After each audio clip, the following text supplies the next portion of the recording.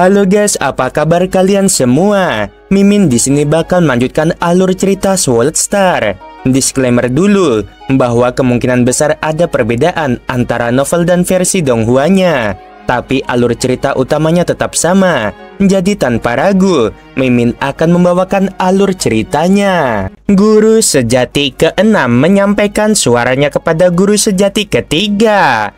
Kapak besar hanyalah seorang anak dari era reinkarnasi ketiga. Jika kita berdua bergandengan tangan, kita pasti akan menghabisinya. Guru sejati ketiga bercanda sambil menonton. Dia bahkan tidak memiliki satupun harta karun sejati yang agung. Tentu saja, sangat mungkin untuk menghabisinya dalam satu serangan. Dalam sejarah, saat-saat ketika para Trugat menghadapi kehancuran karena pertempuran dan pembunuhan sangatlah sedikit.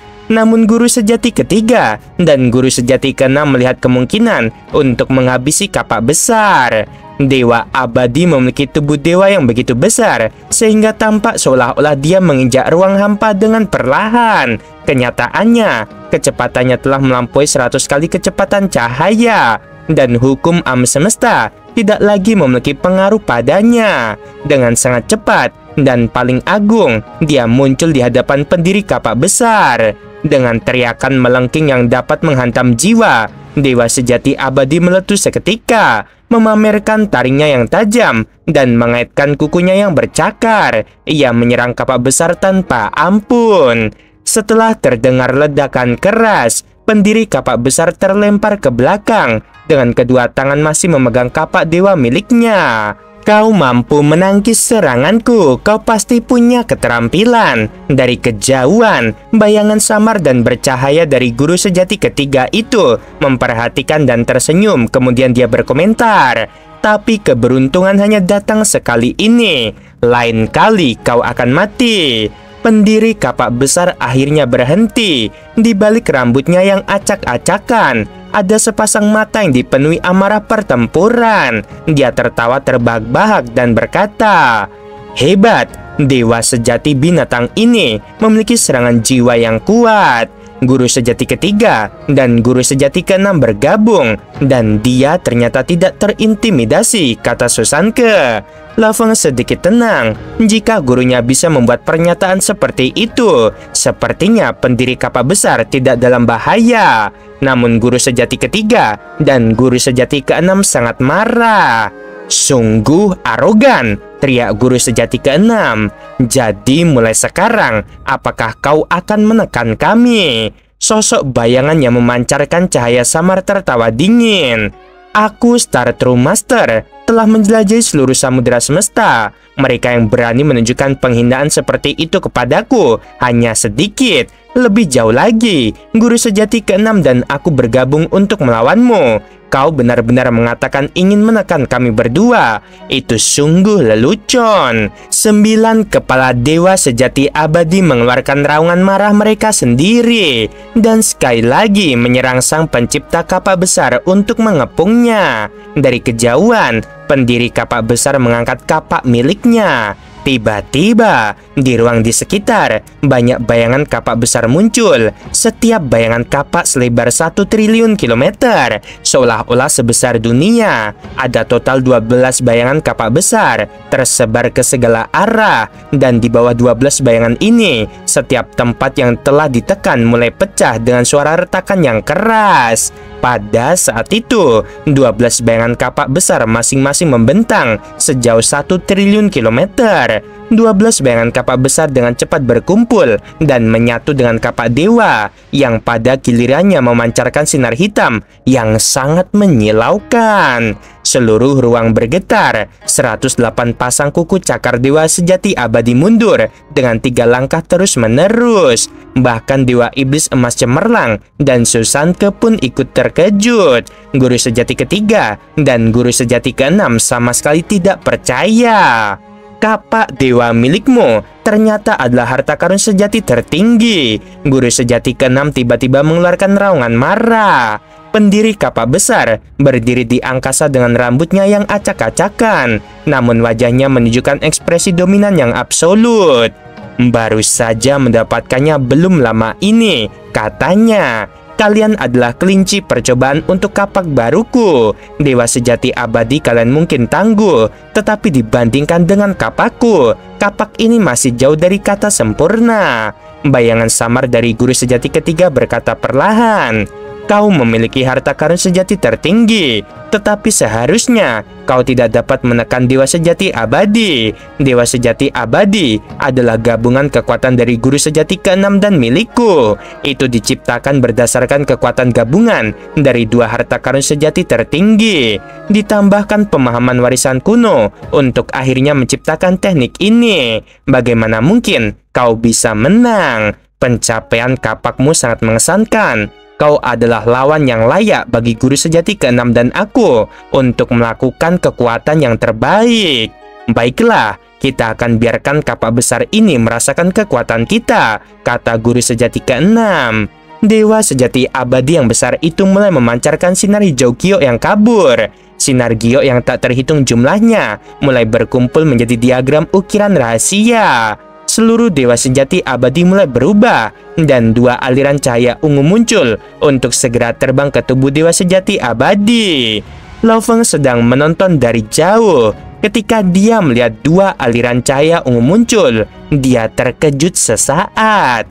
Guru sejati ketiga juga dikenal sebagai guru sejati bintang. Dia memiliki dua harta karun sejati yang agung. Yang satu adalah kerajaan bintang, yang lainnya adalah tangan bintang. Dua harta karun sejati tertinggi dari guru sejati ketiga dan harta karun sejati tertinggi dari guru sejati keenam semuanya sedang digunakan, kata Susanke. Sepertinya mereka benar-benar mengerahkan seluruh kemampuan mereka.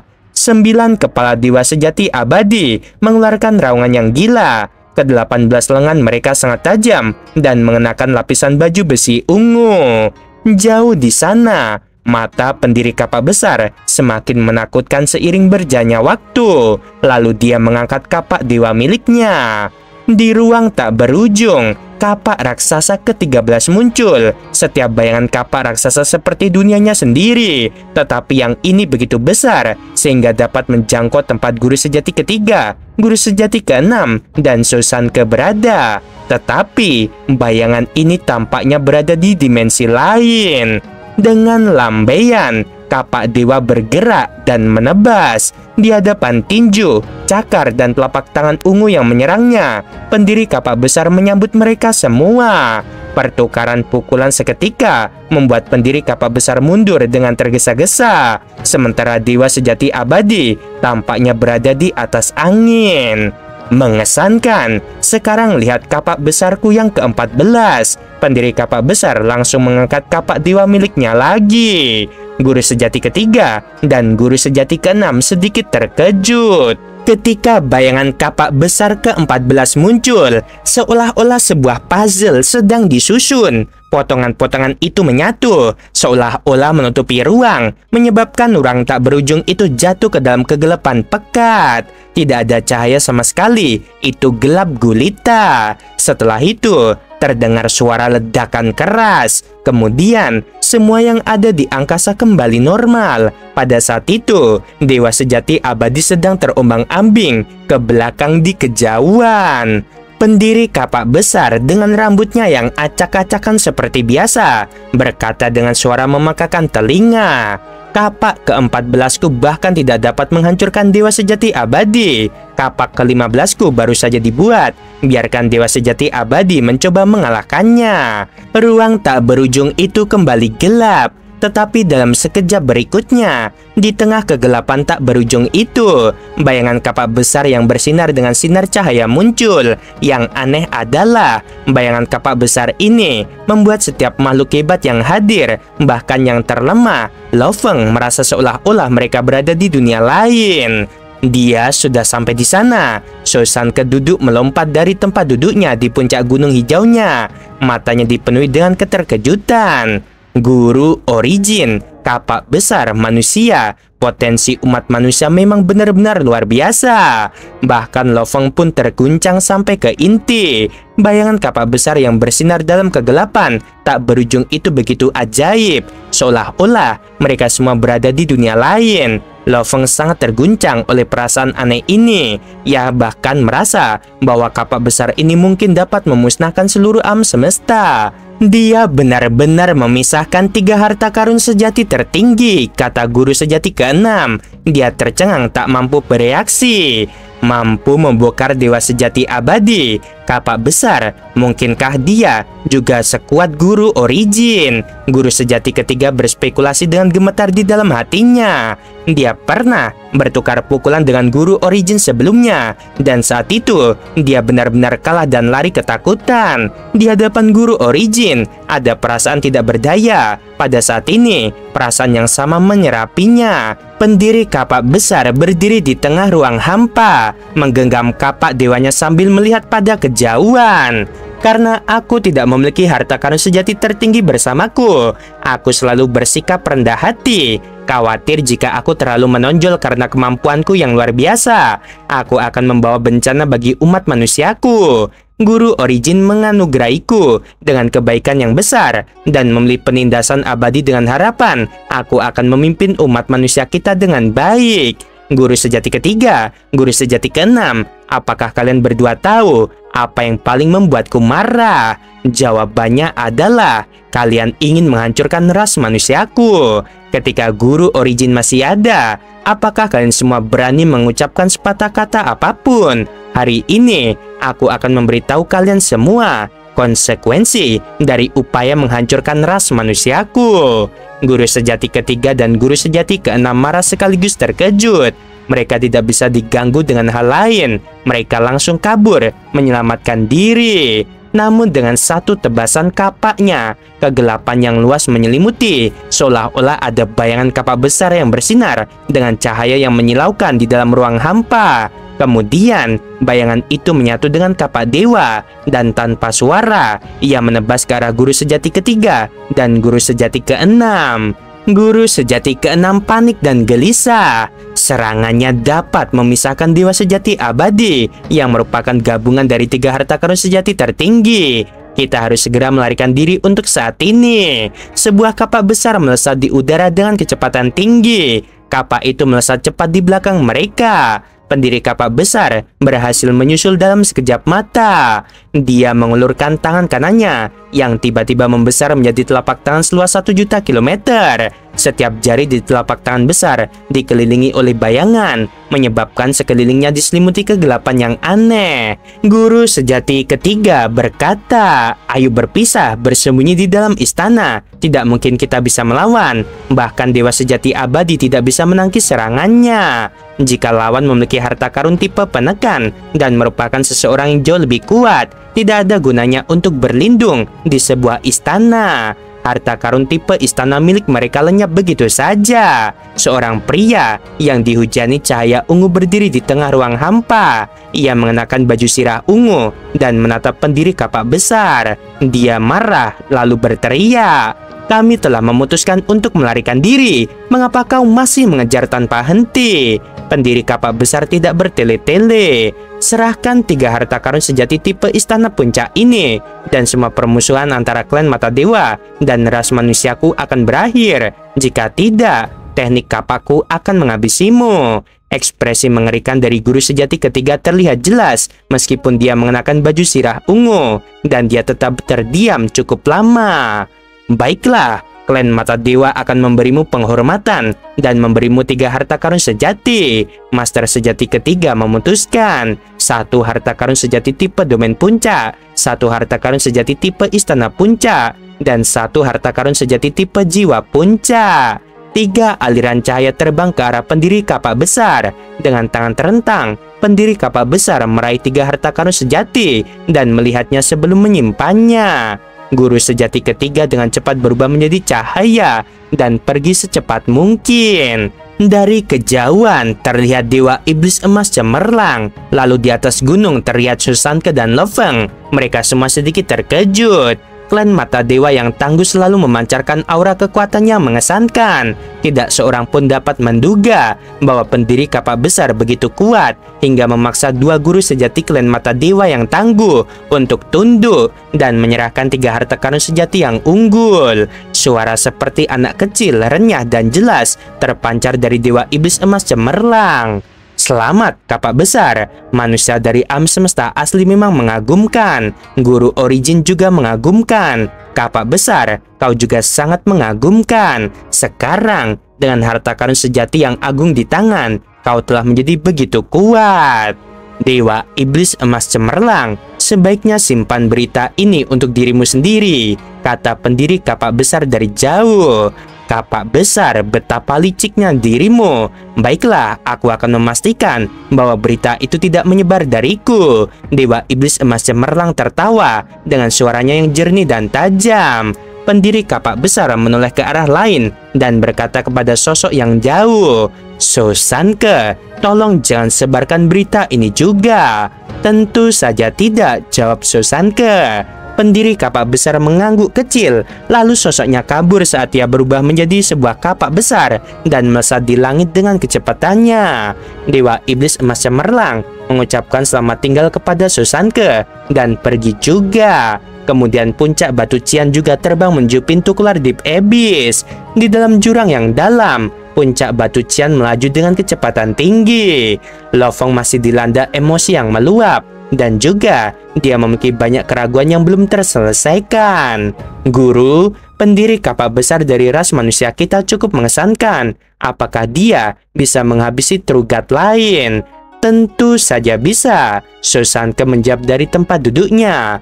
"Dulu, Guru Origin mendominasi samudera semesta. Sepanjang 3 era reinkarnasi dan 2 alam semesta tanah suci, tidak ada yang berani memprovokasi dia. Begitu melihatnya dari jauh, para Trugat lainnya akan langsung pergi. Dari caramu melihatnya, jika hanya dia yang menang, apakah itu cukup untuk membuat makhluk-makhluk Trugat lainnya berperilaku seperti itu?" Lo Fong pun tersadar, jika tidak ada yang mengancam jiwa, Guru Origin tidak akan begitu menakutkan hingga menimbulkan rasa takut seperti itu pada Trugat lainnya. Kekuatan Kapak Besar mungkin masih sedikit kurang dibandingkan dengan kekuatan Guru Origin saat itu, tetapi sudah sangat dekat, kata Sosanke. Lo Fong terus bertanya dengan gigih, "Bisakah pendiri Kapak Besar menghabisi guru sejati ketiga?" "Tidak, dia tidak bisa," jawab Sosanke langsung. Guru sejati ketiga memiliki 2 harta karun sejati tertinggi yang dia bawa kemanapun dia pergi. Kemampuannya berada di peringkat kedua dari 7 guru sejati. Kapak Besar mungkin dapat menekan dan membiarkan pukulan berat kepada guru sejati ketiga, tetapi dia tidak dapat menghabisinya. Sebaliknya, guru sejati keenam lebih lemah dengan hanya 1 harta karun sejati tertinggi, jenis serangan jiwa. Jika dia berhadapan dengan Kapak Besar, ada kemungkinan dia akan mati. Karena dia tidak bisa dihabisi, mengapa guru sejati ketiga harus tunduk? Lo Fong terus bertanya. Sosanke tertawa terbahak-bahak. Tentu saja dia harus melakukannya. Si Kapak Besar telah menyembunyikan kekuatan aslinya dan belum menunjukkan ledakan yang sebenarnya. Kekuatan normalnya sudah begitu kuat, sehingga ledakan kali ini kemungkinan akan memicu serangkaian ledakan saat dia mulai bertarung melawan makhluk hebat lainnya. Sebelumnya, tidak ada makhluk hebat lain dengan level setinggi itu yang bisa melawannya untuk memungkinkannya mengasah dan menguatkan diri. Jika memang begitu, mengapa dia hanya meminta 3 harta karun sejati tingkat puncak? Lo Fong bingung. Ini sama sekali tidak ada apa-apanya bagi klan Mata Dewa. Sosanke menggelengkan kepalanya. Klan Mata Dewa itu adalah kelompok yang sangat kuat dari era reinkarnasi pertama. Sebanding dengan 2 alam semesta tanah suci, bahkan guru sejati ketiga mampu melawan Kapak Besar meskipun dengan banyak kesulitan. Sementara itu, ketika guru sejati pertama berkonfrontasi dengan Guru Origin, dia mampu bertahan dari semua serangan Guru Origin.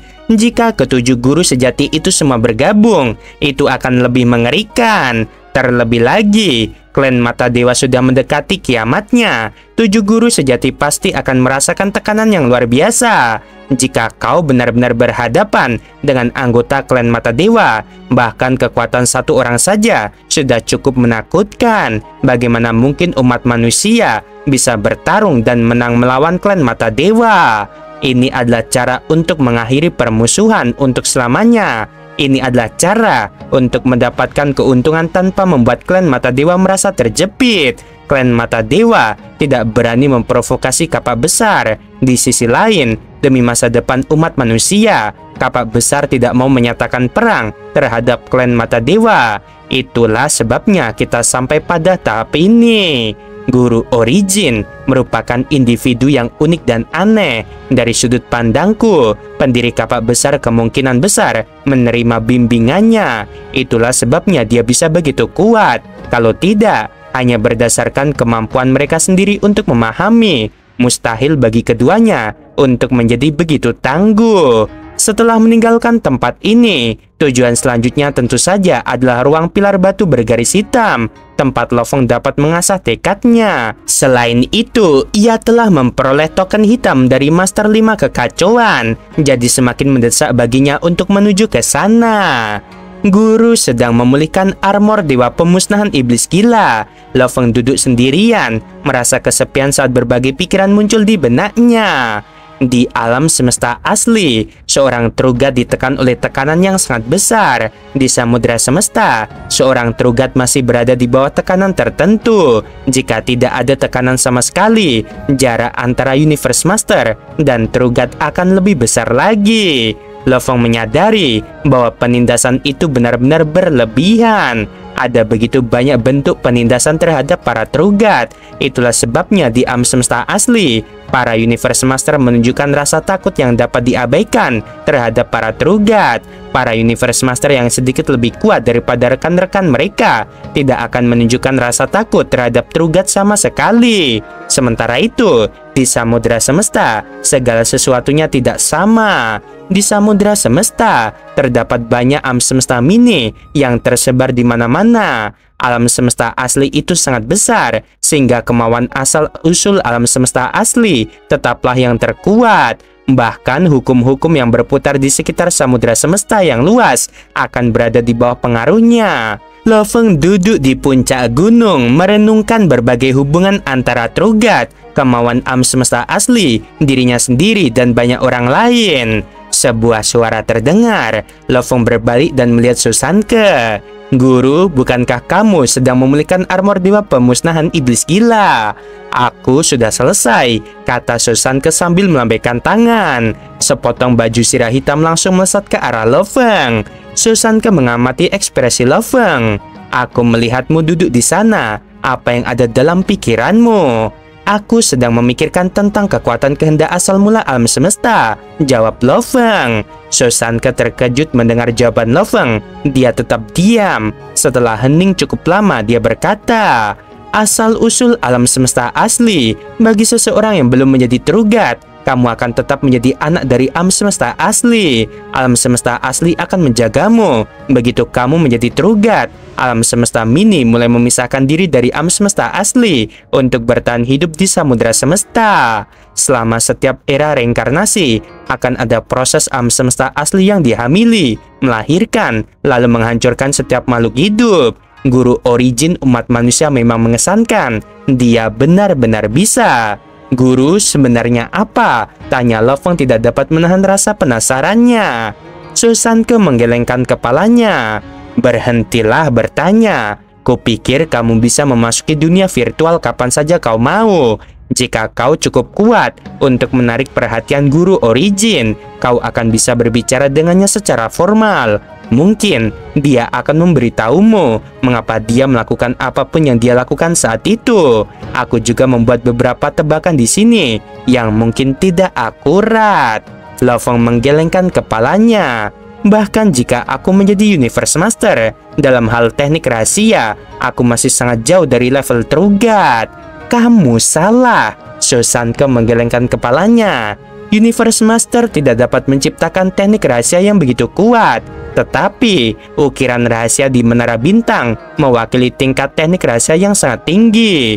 Ini adalah bagian berharga dari harta karun sejati yang tertinggi. Misalnya, bentuk pertama Menara Bintang saat kamu baru saja mengaktifkan bentuk pertama. Melepaskan kekuatan Menara Bintang tidaklah signifikan, tetapi ketika kamu mengaktifkan bentuk kedua, tingkat kedua ukiran rahasia itu adalah standar yang secara ajaib menyamai teknik rahasia terkuat dari seorang Universe Master.